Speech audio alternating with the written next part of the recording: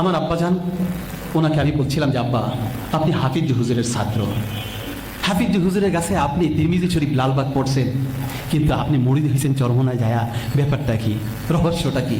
তখন আব্বাজান বলছেন, আমি হাফিজ হুজুরের এজাজত সারা মুরিদ হই নাই, হাফিজ হুজুরের কাছ থেকে এজাজত নিয়েছি। আমি বললাম কিভাবে? হাফিজ হুজুর রহমাতুল্লাহ আলাই, মরহুম শাইখ ফজলুল করিম রহমাতুল্লাহ আলাই নুরিয়া মাদ্রাসায় ইতিকাফে বসছেন। আব্বাজান যা বলতেছেন যে হজরত, এখন তো আপনি আছেন আমাদের মুরব্বী, খোদা না খাস্তা আপনি যদি চলে যান আমাদের মাথার তাজ চলে যাবে, আমাদের ছায়া চলে যাবে, আমরা কার কাছে যাব? হাফিজ হুজুর রহমাতুল্লাহ আলাই ইশারা দিয়া বলেন, এই কুতুবে আলম ফজলুল করিম কাছে তুমি যাই।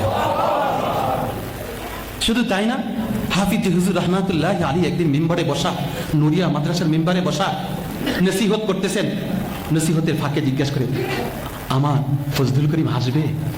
ছাত্র কিন্তু, কাবার ফজলুল করিম আসবে?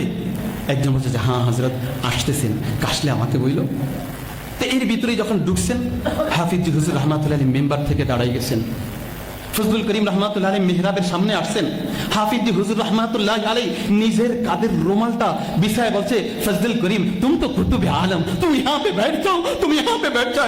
हजरत हम बैठ नहीं सकते, आपके रुमाल पे আমি কি किस तरह बैठ होगा, तुम बैठ जाओ। যখন দ্বিতীয়বার বলছেন, তখন কুতুবে আলম ফজলুল করিম রহমাতুল্লাহ আলী বলেন, ওস্তাদের নির্দেশ না বসে পারি না। তখন বসে পড়লেন, কিন্তু যতক্ষণ বসছেন ততক্ষণ চোখ দিয়া ধর করে পানি পড়ছেন।